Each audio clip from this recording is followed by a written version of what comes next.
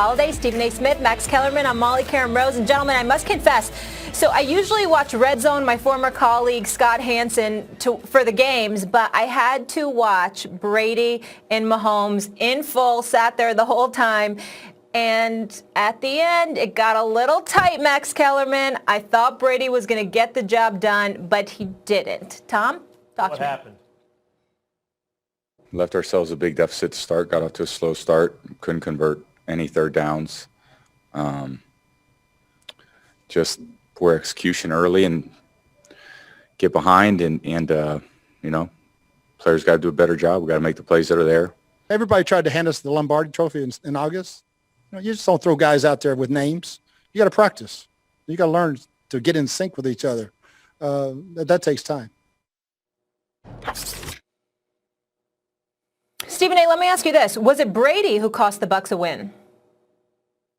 No, it was not. And by the way, as an aside, Molly, before we get the show started, I told you last week about the yellow. It's slamming. Way to go. Now, let me get to this football game yesterday. Okay. I appreciate it, but here's the deal, okay? When we look at yesterday, we can sit up there and we can point the finger at Tom Brady all we want to. I would say to you the name Carlton Davis. You ever heard of that name, Max Kellerman? Ever heard of that name? He would happen to be the cornerback for the Tampa Bay Buccaneers that was lined up opposite Tyreek Hill. Okay? Tyreek Hill, a 75-yard bomb. Tyreek Hill, another touchdown where he backflips into the end zone, showing nothing but utter disrespect for the Tampa Bay Buccaneers. Tyreek Hill, who had 203 receiving yards in the first quarter. And oh, by the way, not only was that a problem, you sort of felt so sorry for Carlton Davis. Why? Because Bruce Arians and Todd Bowles never decided to double up on Tyreek Hill, never decided to make sure you had help on the safety over the top. You put this brother in single coverage. I don't know if anyone has noticed, but DeAndre Hopkins, Julio Jones, and anybody else you want to mention, they studs, Michael Thomas, all big-time studs. Tyreek Hill's the best wide receiver in football. In case somebody missed it. He's the best wide receiver in football. He's the fastest. He's got great hands. He's strong as a bull. And let me tell you something right now. He's leading everybody in yards. Put on an absolute clinic. Todd Bowles, I don't know what the hell they were thinking about not doubling up, not having help from the safety over the top, doing something, playing a zone defense on other occasions against these brothers. Makes no sense whatsoever. But that is what happened. And that is why this is not on Tom Brady. Certainly he got outplayed because Patrick Mahomes had 359 yards passing in the first half, okay? But the bottom line is you look at it, and it was that defense of the Tampa Bay Buccaneers that did not show up. I don't know what Bruce Arians and Todd Bowles were thinking. Oh, my God. Here come the excuses. This is ridiculous. Let me tell you whose fault it was. It was Patrick Mahomes' fault that the Bucs lost. Patrick Mahomes, who basically ended the game in the first quarter. No, Brady couldn't make that up late. It was too much. In the first quarter, he and Tyreek Hill, yes, they put on a show. I guess if it's not Patrick Mahomes' fault, I guess it's Bruce Arians' fault, right? Like, that's the reason they lost. So since they only have one loss, and Mahomes does this to the whole league and avenge the team that beat them, right? I guess it's all the coaches' faults. Every time Mahomes and the Chiefs play someone, it's the other coach's fault. If only they would have done X, Y, or Z. They could have stopped Mahomes. Really? You want to go there? Are the Bucs going to make the playoffs? Right now, they are sitting in the 6th spot. They're 7-5. They got Minnesota coming up in their next game. They're just a shade ahead of the Cardinals, who on the last spot. Love to hear from you. Key J&Z, 888-SAY-ESPN. Is Tom and company going to make the playoffs? An unthinkable question when the season started. Unthinkable. What did you see last night? Well, when I look at the schedule, the 4 remaining games, they play Atlanta twice in there and Minnesota coming up, much like you mentioned. That's a tough, those 3 games alone right there. Got a coach fight and try to keep a job in Raheem Morris, which he's doing a hell of a job. He should just be given a job, in my opinion, second time around. Mike Zimmer, Minnesota Vikings are still trying to make whatever little bit of the season left, possibly a playoff push based on what happened to the Bucs last night. Kansas City was just too much for them. Firepower-wise, they got out early. Tyreek Hill, you saw what he was able to do. Wow. Just ridiculous. I was hoping he got the 300 yards, though. I wanted to see him get the 300, and if he got the 300, I wanted to see him get the 400. As a wide receiver, for those that missed it, 269 yards receiving. He had 203 yards receiving, folks, in the first quarter. Yeah. He had 203 yards receiving in the first quarter. Mahomes hit him on touchdowns of 75, 44, and 20 yards. Well, that happens when I really didn't understand, and Todd Bowles knows this. He knows better as a defensive coordinator. You don't allow guys like Tyreek Hill to have free access and just run down the field unimpeded with no one touching him.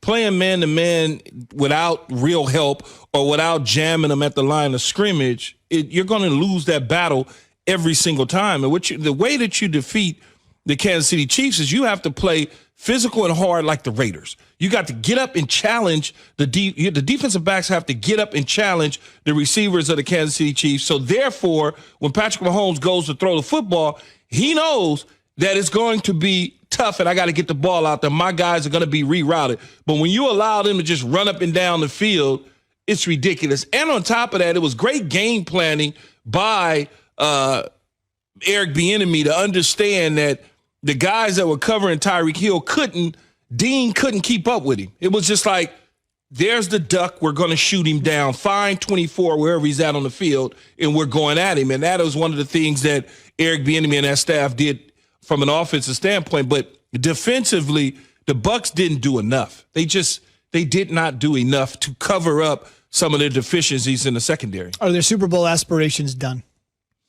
I never really thought that the Tampa Bay Bucs were a Super Bowl team. I understand we get excited in sports media fan base. They get so excited that Tom Brady and Gronkowski is coming to town and, we're going to the Super Bowl. Look at Vegas. The Vegas says we're favorite. We're doing this. No, I never felt that way. I always felt like Seattle, New Orleans, Green Bay, were those three teams was kind of going to be the ones that would come out of the NFC. When you think about it, yes, Tom Brady's won 6 Super Bowls, been to 9. But there's no offseason. There's a pandemic. He's going to a new system and trying to learn exactly what it is that they need to get done within this system. It's not 20 years of New England. I know everything about New England system because I built the system. I am the damn system. I can run the system blindfolded, where you look at some of the things in Tampa and you say to yourself, what are they asking Tom Brady to do? Are they asking Tom Brady to do Tom Brady things, or are they asking them to do Bruce Arians and Byron Leftwich things? Mine is more Bruce Arians and Byron Leftwich. Just watching the game, not being in the meeting room, but also understanding an offense that I've seen in New England over the last 20 years, and some of the concepts that they did in New England has not transferred with Brady to Tampa Bay. It's something that Tony Romo said earlier this week, and he essentially I'm listening to me. I ain't listening to Tony. But he essentially said what you said, which is everything in New England was just instinctual. I can just turn around, close my eyes, 2.5 seconds, put the ball up. No Edelman is going to be there. And there's no way outside of Gronkowski he can have any sort of relationship like that with any Bucs player.